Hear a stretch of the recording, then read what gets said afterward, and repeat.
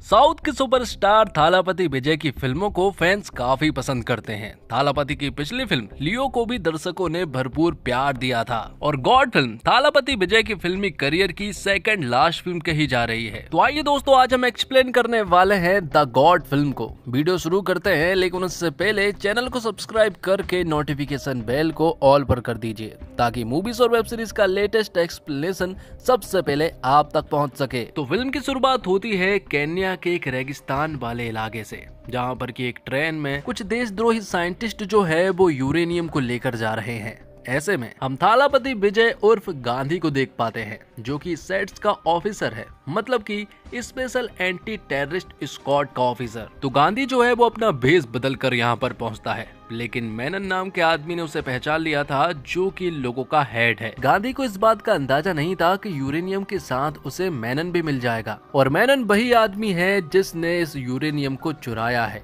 ये देखने के बाद तो गांधी अपने असल रूप में आता है और इन लोगों से फाइट करना शुरू कर देता है। ट्रेन में मेनन के बहुत सारे आदमी थे और गांधी जो है वो लोगों से अकेला ही लड़ रहा था। यहाँ पर कुछ बेहतरीन एक्शन फाइट सीक्वेंस देखने को मिलता है और यहीं पर हमें मालूम चलता है कि गांधी के साथ 3-4 ऑफिसर और भी है जो कि उसकी मदद कर रहे हैं। तभी अचानक से ट्रेन के एक बोगी में आग लग जाती है और वहाँ एक बहुत बड़ा विस्फोट हो जाता है, जिस वजह से यहाँ पर मेनन मारा जाता है। लेकिन गांधी ने यूरेनियम को सही सलामत अपने पास रख लिया था। आगे हम देखते हैं कि मेनन के मरने की पुष्टि कर दी गई थी, जिसे कल्याण ने सबमिट कर दिया था, जो कि प्रभुदेवा है। ये जो सेट्स के 4 ऑफिसर है, ये आपस में दोस्त भी हैं, जिनके नाम गांधी, सुनील, अजय और कल्याण होते हैं। ये बचपन से ही दोस्त होते हैं और इन सभी के बॉस होते हैं नजीर। नजीर को ये सारी बातें बताते हैं और मिशन जब सक्सेसफुल हो जाता है तो ये लोग इंडिया वापस आ जाते हैं। इंडिया पहुंचने के बाद ये सभी लोग पार्टी करते हैं, जहां पर की बहुत सारी शराब पीते हैं और अक्सर ये लोग बहुत शराब पी लेते हैं और अगली सुबह तक इन्हें हैंगओवर रहता है। अब देर रात गांधी जो है वो अपने घर पहुंचता है। तो फिल्म की कहानी के मुताबिक गांधी जो है वो सेट्स का एक ऑफिसर है। तमाम दूसरे खुफिया ऑफिसर की तरह उसकी फैमिली को भी उसकी असली पहचान का कोई आइडिया नहीं है। गांधी जो है वो सबसे ज्यादा अपनी वाइफ से डरता है और यहाँ तक कि अनु को गांधी के ऊपर शक भी है कि इसका किसी दूसरे औरत के साथ अफेयर है। वो इसलिए जब भी गांधी कॉल पर बात करता है और अनु जब उसके पास जाती है तो गांधी कॉल कट कर देता है। कॉल आता है तो बाहर जाकर बात करता है और इसका कोई अता पता भी नहीं है। गांधी ने अपनी फैमिली को बताकर रखा है कि वो एक टूरिस्ट कंपनी में काम करता है, लेकिन एक दिन तो उसका रात भर कोई भी अता पता नहीं था। इसलिए अनु जो है वो अपने विशाल रूप में आती है और उसे बुरी तरह से चिल्लाती है। उसका ध्यान इधर उधर करने के लिए यहाँ पर गांधी जो है वो अपनी वाइफ से कह देता है कि वो सरप्राइज प्लान कर रहा था और थाईलैंड में अपने सेकंड हनीमून की प्लानिंग कर रहा था। दरअसल में अगला मिशन जो है वो गांधी को थाईलैंड में मिला है और उसे थाईलैंड में रहकर एक क्लब से कुछ कोड वगैरह निकालने हैं। ये बात जब कल्याण और सुनील को मालूम चलती है तो वो लोग उसे मना करते हैं कि अपनी फैमिली को मिशन पर ले जाना अच्छी बात नहीं है। लेकिन यहाँ पर गांधी कहता है कि उसके लिए ये चुटकी का खेल होगा। तो अब कुछ ही दिनों के बाद वो लोग थाईलैंड पहुंच जाते हैं, जहां पर कि गांधी अपनी फैमिली के साथ थाईलैंड में खूब एंजॉय कर रहा था। और यहीं पर हम देखते हैं कि कल्याण और नजीर सर भी एक क्लब में खूब एंजॉय कर रहे थे। और फिर रात होते ही नजीर सर जो है वो गांधी के पास कॉल करते हैं और उसे मिशन ऑन के बारे में बताते हैं, मतलब कि अब ये मिशन पूरी तरह से ऑन हो चुका था। ये सुनने के बाद गांधी जो है वो तुरंत ही क्लब पहुंचता है, जहां पर कि उसके साथ कल्याण भी मौजूद था। गांधी के लिए कोड निकालना बहुत ही आसान था। वो चुपचाप अंदर घुसता है और वहां से कोड निकाल कर जाने लगता है, लेकिन तभी अचानक से कुछ लोग उसे देख लेते हैं। तब यहाँ पर गांधी जो है उनसे फाइट करता है और ऊपर की बिल्डिंग से छलांग मार देता है। उसने पैरासूट भी पहना हुआ था, इसलिए उसे कुछ भी नहीं होता है। तो इस तरह से यहाँ पर गांधी ने अपने मिशन को कंप्लीट कर लिया था। अब अगले दिन गांधी जब अपनी फैमिली के साथ घूमने के लिए जाता है तो अचानक उसे कुछ लोग घेर लेते हैं और बंदूक दिखाने लगते हैं। गांधी को उनकी भनक लग चुकी थी, इसलिए उसने अपनी फैमिली अनु और अपने बेटे जीवन को एक जगह पर छिपा दिया था। जब यहाँ पर वो लोग गांधी को मारने ही वाले होते हैं कि तभी गांधी जो है वो उनके ऊपर हमला कर देता है और उन लोगों को बुरी तरह से मारने लगता है। तभी अचानक से वो देखता है कि उसकी वाइफ अनु को लीवर पेन होना स्टार्ट हो जाता है। क्योंकि उसकी वाइफ प्रेग्नेंट थी, इसलिए वो तुरंत ही उसे हॉस्पिटल ले जाता है और आज ही अनु की डिलीवरी भी होने वाली है। तो अब हॉस्पिटल में काउंटर पर गांधी जो है वो फॉर्म फिल करने के लिए पहुंच जाता है। उसका बेटा जीवन काफी थक चुका था, इसलिए वो उसे बेंच पर ही बिठा देता है। जब गांधी वापस आता है तो वो देखता है कि उसका बेटा जीवन जो है वो बेंच पर नहीं है।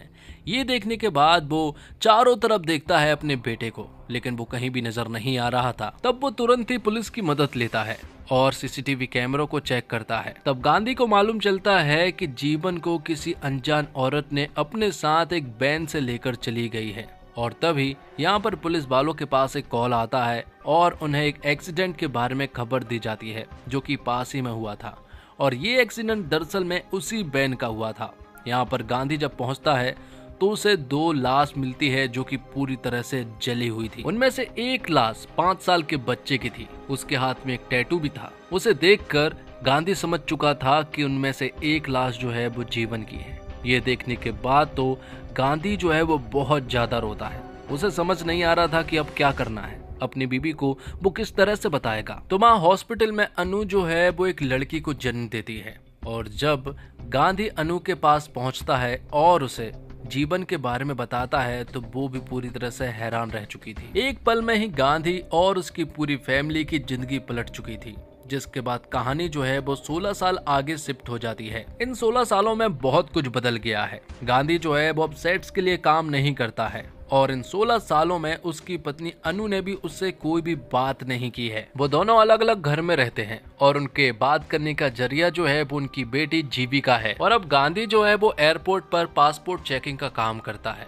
एक दिन उसके बॉस नजीर सर जो है वो उसके पास आते हैं और वो उन्हें बताते हैं कि मलेशिया में इंडियन एम्बेसी पर बहुत बड़ा खतरा है। रशियन लोग जो है वो इंडियन एम्बेसी पर हमला करने की सोच रहे हैं। वहाँ इंडियन एम्बेसी में बहुत बड़ा खतरा है, इसलिए वो लोग गांधी को वहाँ पहुँचाने के बारे में सोच रहे थे। लेकिन गांधी का वहाँ जाने का कोई इरादा नहीं था। लेकिन आखिरकार वो मान जाता है और तुरंत ही मलेशिया पहुँच जाता है। वहां पहुंचने के बाद गांधी देखता है कि यहाँ पर रशियन लोग जो है वो प्रोटेस्ट कर रहे हैं। तो अब गांधी जो है वो मलेशिया की इंडियन एम्बेसी पहुंच चुका था। तभी अचानक से एक गैंग जो है वो इनके ऊपर अटैक कर देती है। इस गैंग के सभी लोगों ने मास्क पहना हुआ था और ये इंडियन एम्बेसी में घुसकर उत्पात मचा रहे थे और सभी को मार रहे थे। यहाँ पर गांधी जो है वो इनसे फाइट करने लगता है और यहीं पर वो एक लड़के से भी फाइट कर रहा था जो कि हूबहू उसी की तरह हाथ पैर चला रहा था। और फाइट करने के दौरान जब गांधी उसका मास्क निकालता है तो यहाँ पर गांधी को मालूम चलता है कि ये तो उसी का डुप्लीकेट है और उसे ऐसा लगता है कि ये उसका बेटा है।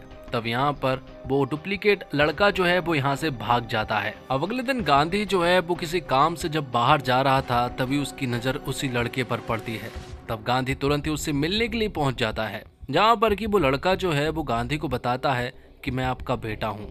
और गांधी को भी समझ आ गया था कि ये उसी का बेटा जीवन है। तब यहाँ पर गांधी जो है वो फूट फूट कर रोने लगता है। वो उससे कहता है कि आखिर तू हमारे पास क्यों नहीं आया, जिस पर कि जीवन बताता है कि उसे कुछ भी याद नहीं था। तो अब गांधी जो है वो उसे अपने घर ले जाना चाहता है, लेकिन जीवन कहता है कि वो एक फैजल गैंग के लिए काम करता है। अगर वो यहाँ से निकलने की कोशिश करेगा तो वो लोग उसे नहीं छोड़ेंगे। वो कहीं भी पहुंच जाए वो लोग उसका पीछा नहीं छोड़ सकते। लेकिन गांधी उसे बताता है कि तेरा बाप कोई मामूली आदमी नहीं है। और जब वो दोनों बात कर ही रहे होते हैं कि तभी अचानक से एक आदमी जो है वो उनके ऊपर शूट करता है। ये देखने के बाद तो वो तुरंत यहाँ से भाग निकलते हैं और कई सारे लोग इनका पीछा करने लगते हैं। लेकिन जैसे तैसे ये लोग उनका सामना करते हैं। वो लोग बहुत सारे थे, लेकिन जैसे तैसे इन दोनों ने उनका सामना कर लिया था। और यहाँ पर गांधी ने अपने बेटे जीवन को सही सलामत बचाकर इंडिया वापस ले आया था। सबसे पहले गांधी ने अपने बेटे जीवन को अपनी पत्नी अनु से मिलाया। वो उसे देखकर बहुत रोने लगी और गांधी और अनु के बीच की दूरियां भी अब पूरी तरह से खत्म हो चुकी थी। तो गांधी की फैमिली में जीवन जो है वो पूरी तरह से घुल मिल चुका था और उसे बहुत ज्यादा प्यार भी मिल रहा था। और बचपन में जीवन जो है वो सुनील की बेटी श्रीनिधि का दोस्त था। वो दोनों साथ में स्कूल जाया करते थे, लेकिन अब वो दोनों रिलेशनशिप में हैं और दोनों एक दूसरे से प्यार करने लगे हैं। दोनों ही एक दूसरे के काफी क्लोज हैं और काफी इंजॉय भी करते हैं। कुछ दिन बाद गांधी के पास नजीर सर का कॉल आता है। दरअसल में नजीर सर जो है वो गांधी को अपने पास बुला रहे थे। दरअसल में नजीर सर को कुछ इम्पोर्टेंट बातें पता चली है, इसलिए वो गांधी को तुरंत ही बताना चाहते हैं। वो एयरपोर्ट पहुंच जाते हैं और वहीं पर वो उसे बुला रहे थे, लेकिन तभी अचानक से हेलमेट पहना हुआ एक बाइकर यहाँ पर पहुंच जाता है। वो नजीर सर की कार का पीछा करने लगता है और एक बॉम्ब जो है वो नजीर सर की कार में भी डाल देता है। यहाँ पर एक बहुत बड़ा ब्लास्ट होता है, लेकिन नजीर सर बच चुके थे, लेकिन अभी भी वो उनका पीछा कर रहा था। नजीर सर मेट्रो में चले जाते हैं और वो आदमी भी उसी मेट्रो में पहुंच जाता है, लेकिन तभी हम देखते हैं कि यहाँ पर गांधी भी पहुंच चुका है। तो अब नजीर सर को बचाने के लिए वो उस हेलमेट वाले आदमी से फाइट करने लगता है। वो आदमी कौन है फिलहाल तो नहीं पता चल पाया है, क्योंकि उसने हेलमेट पहना था, लेकिन यहाँ पर वो नजीर सर को जान से मार देता है और गांधी के हाथों से वो हेलमेट वाला आदमी जो है वो बचकर निकल जाता है। और आगे मालूम चलता है कि वो हेलमेट वाला आदमी कोई और नहीं बल्कि थालापति मतलब कि गांधी का बेटा जीवन है। तो जीवन जो है वो यहाँ से निकलने के बाद अपने पिता के पास कॉल करता है और वो पिता कोई और नहीं बल्कि मेनन है। तो आखिर जीवन ऐसा क्यों कर रहा है, इसके लिए मैं आपको ले जाता हूँ फ्लैशबैक में। और बताया जाता है कि फिल्म की शुरुआत में केन्या वाले मिशन में जब मेनन पकड़ा गया था तो यहाँ पर हमें मालूम चला था कि उसकी पूरी फैमिली भी यहीं पर मौजूद थी और ट्रेन में विस्फोट होने की वजह से मेनन की पूरी फैमिली मारी जा चुकी थी। और यहाँ पर मेनन का एक बेटा भी था अजय, जिससे वो बहुत प्यार करता था और यहाँ पर उसका बेटा भी मारा गया था, लेकिन मेनन यहाँ पर बच गया था। और तभी से मेनन ने ठान लिया था कि वो गांधी से बदला लेकर रहेगा। जिस तरह से उसकी फैमिली बर्बाद हुई है उसी तरह से वो भी उसकी पूरी फैमिली को बर्बाद कर कर रहेगा। तब मेनन जो है वो गांधी को फॉलो करने लगता है। थाईलैंड जब वो उसकी फैमिली के साथ गया था तो यहाँ पर भी मेनन ने उसको फॉलो किया और हॉस्पिटल में गांधी के बच्चे जीवन को भी उसी ने किडनैप किया था। और उस एक्सीडेंट में ये बताया गया था कि उसका बेटा जो है वो मारा गया है, लेकिन असल में यहाँ पर वो मारा नहीं गया था। मेनन ने ये सब कुछ प्लान किया था। उसके बेटे की जगह पे हूबहू एक बच्चे को उसने रख दिया था और क्योंकि वो बॉडी पूरी तरह से जल चुकी थी इसलिए जीवन की बॉडी को आइडेंटिफिकेशन भी नहीं हो पाया था। तो मेनन ने जीवन को एक ऐसी जगह पर डाला जहाँ पर कि बच्चों को बहुत ज्यादा टॉर्चर किया जाता है। उसके दिमाग में एक ऐसी याद डाली गई कि वहां पर वो बहुत ज्यादा टॉर्चर हुआ है, जिस वजह से जीवन ने अपनी पुरानी लाइफ पूरी तरह से भूल चुका था। एक दिन फरिश्ते के रूप में मेनन जो है वो जीवन को अपने घर ले आता है और उसे पिता का दर्जा देता है। तो अब इस तरह से जीवन को एक नई जिंदगी मिली और अब वो मेनन को ही अपना पिता मानने लगा था। वो अपने पिता के लिए अब कुछ भी कर सकता है और किसी से भी लड़ सकता है। और जब जीवन 21 साल का हो गया तो यहाँ पर मेनन ने उसे एक बात बताई कि उसकी पूरी फैमिली को तुम्हारे पिता गांधी ने मारा है, जो कि उसका बायोलॉजिकल फादर है। लेकिन अब जीवन जो है वो मेनन को ही अपनी फैमिली मानता है और गांधी की फैमिली को दुश्मन। इसलिए वो अपने पिता से कहता है कि मैं गांधी की फैमिली से बदला लेकर रहूंगा। जिस तरह से उसने अपनी फैमिली को बर्बाद किया है उसी तरह से उसकी पूरी फैमिली को बर्बाद कर दूंगा। जीवन जो है वो अपने बायोलॉजिकल फादर गांधी की तरह बहुत ज्यादा स्मार्ट था, इसलिए उसने बहुत सारे अकेले ही प्लान बनाए। और जब पता लगा कि गांधी जो है वो मलेशिया आने वाला है तो जीवन जो है वो वहां पहुंच जाता है और वहां उसी ने प्लान के तहत मास्क उतारा था और ये बताया गया कि ये उसका बेटा है। ज्यादा देर ना करते हुए गांधी ने भी अपने बेटे जीवन को एक्सेप्ट कर लिया था और गांधी की पूरी फैमिली ने भी उसे एक्सेप्ट कर लिया था, जबकि गांधी की फैमिली वालों को ये बात नहीं मालूम है कि जीवन जो है वो एक आस्तीन का एनाकोंडा है। अब कहानी जो है वो प्रेजेंट में आ जाती है, जहाँ पर कि गांधी को मालूम चलता है कि नजीर सर का मोबाइल फोन जो है वो उसी मेट्रो स्टेशन पर गिर चुका था और अब वो किसी चोर के पास है और उस मोबाइल में बहुत सारे इन्फॉर्मेशन है और जो कुछ नजीर सर बताना चाहते हैं वो सारी चीजें उस मोबाइल में मिल जाएगी। तभी ये सारी बातें जीवन सुन लेता है और इससे पहले कि ये सभी लोग उस चोर तक पहुंच पाते उससे पहले जीवन उस चोर तक पहुंच जाता है और उससे वो मोबाइल ले लेता है। लेकिन अभी भी ये सभी लोग उस चोर का पीछा कर रहे थे क्योंकि उन्हें ऐसा लगता है कि शायद ये मोबाइल फोन अभी भी उन्हें मिल सकता है। लेकिन तभी सेट्स का एक ऑफिसर अजय जो है वो यहाँ पर जीवन से फाइट करने लगता है। इस फाइट के दौरान जीवन जो है वो अजय को जान से मार देता है और यहाँ से फौरन भाग जाता है। ये सारी चीजें देखकर अब कहीं ना कहीं गांधी को ऐसा लगने लगा था कि इन सब में किसी करीबी का हाथ है। जब से जीवन मलेशिया से लौटा है तभी से ये सारी चीजें हो रही है। उसे ऐसा लगता है कि शायद इन सब चीजों में फैजल गैंग का हाथ है, क्योंकि उसने कहा था कि वो लोग उसे नहीं छोड़ेंगे। कुछ दिन बाद हम देखते हैं कि एक शिप यार्ड में 10 लोग पकड़े जाते हैं जो कि मलेशिया के ही हैं और वो फैजल गैंग से ही वास्ता रखते हैं। तभी जीवन को मालूम चलता है कि जो 10 लोग पकड़े गए हैं उनमें से एक जो है वो मेनन है, जो कि उसके पिता हैं। ये बात सुनने के बाद तो अब वो किसी भी हालत में उन 10 लोगों को छुड़वा कर रहेगा, क्योंकि गांधी जो है वो मेनन को बहुत अच्छे से पहचानता है। तब जीवन के दिमाग में एक आइडिया आता है और वो अपनी गर्लफ्रेंड श्रीनिधि को अपने साथ ले जा लेता है। वो उसकी गर्लफ्रेंड तो है ही, साथ में श्रीनिधि जो है वो सुनील की बेटी है, जो कि सेट्स का एक ऑफिसर है। तब श्रीनिधि के सामने जीवन जो है वो अपने असली रूप में आता है और एक वीडियो जो है वो सुनील के पास पहुंचाता है और कहता है कि उन 10 लोगों को छोड़ो वरना वो श्रीनिधि को जान से मार देगा। यहाँ पर गांधी उसे समझाने की कोशिश करता है कि ये सब कुछ एक चाल है, तुम्हें एक एजेंट की तरह सोचना चाहिए। लेकिन बात सुनील की बेटी की थी, इसलिए वो लोग उन 10 लोगों को छोड़ देते हैं और बाद में वो श्रीनिधि की लोकेशन बता देते हैं जो कि एक पार्क में मौजूद थी। वो तुरंत ही उस जगह पर पहुंच जाते हैं। यहाँ वहाँ वो श्रीनिधि को ढूंढना शुरू कर देते हैं, लेकिन बहुत देर तक श्रीनिधि नहीं मिलती है। लेकिन तभी कल्याण को श्रीनिधि मिलती है और तभी तुरंत कल्याण श्रीनिधि के पास पहुंचता है। जब कल्याण श्रीनिधि के पास पहुंचा तो श्रीनिधि पूरी तरह से मरी नहीं थी, लेकिन यहाँ पर कल्याण जो है वो श्रीनिधि को पूरी तरह से मार देता है। और यहाँ हमें मालूम चलता है कि कल्याण भी मेनन के साथ मिला हुआ है। वो शुरुआत से ही मेनन के साथ मिला हुआ था। जितनी भी सारी प्लानिंग होती है उन सभी के बारे में इन लोगों को पहले से ही मालूम चल जाया करता था। मेनन यहाँ पर कल्याण को ढेर सारे पैसे देता और कल्याण उन्हें खुफिया जानकारी, मतलब कि इन ऑफिसरों के बीच कल्याण भी एक आस्तीन का एनाकोंडा है। तो जब श्रीनिधि मारी गई तो इन सभी को बहुत दुख होता है, क्योंकि गांधी भी उसे बेटी की तरह मानता था। अब जिस चोर ने नजीर सर के फोन को जिस आदमी से चुराया था वो आदमी जो है वो उस चोर को मिल जाता है। वो तुरंत ही गांधी को बुलाता है और यहाँ मालूम चलता है कि वो आदमी जो है वो जीवन से मिल रहा था। ये देखने के बाद तो गांधी की आंखें फटी की फटी रह जाती है और वो समझ जाते हैं कि उनका बेटा ही गद्दार है। यहाँ पर उसे तुरंत ही अरेस्ट कर लिया जाता है। जीवन कहता है कि तुम लोग मेरा कुछ भी नहीं बिगाड़ पाओगे। यहाँ तक कि वो तो गांधी के ऊपर ही इल्जाम डालने लगता है कि इन्हीं के कहने पर मैंने सब कुछ किया है। तभी गांधी के पास एक कॉल आता है और उसे बताया जाता है कि उसकी पत्नी अनु को कुछ लोगों ने किडनैप कर लिया है और ये सारा काम मेनन के लोगों का था। बदले में वो लोग जीवन को छुड़वाना चाह रहे थे, इसलिए ना चाहते हुए भी गांधी को जीवन को छोड़ना ही पड़ता है। तो आगे हम देखते हैं कि उन लोगों ने अनु को एक खुफिया जगह पर रखा हुआ था और इसी जगह पर इन लोगों ने गांधी को भी बांध रखा है। तभी गांधी के सामने मेनन आता है और मेनन उसे सारी चीजें बताने लगता है कि वो लोग एक बहुत बड़ी प्लानिंग कर रहे हैं और आज आईपीएल में मुंबई चेन्नई का मैच होने वाला है चेपॉक ग्राउंड में, वहां पर वो एक बहुत बड़ा विस्फोट करने वाले हैं। दूसरी तरफ हम देखते हैं कि जीवन ने सारी प्लानिंग कर ली है। आज के मैच में वो लोग इस पूरे के पूरे ग्राउंड को उड़ाने वाले थे।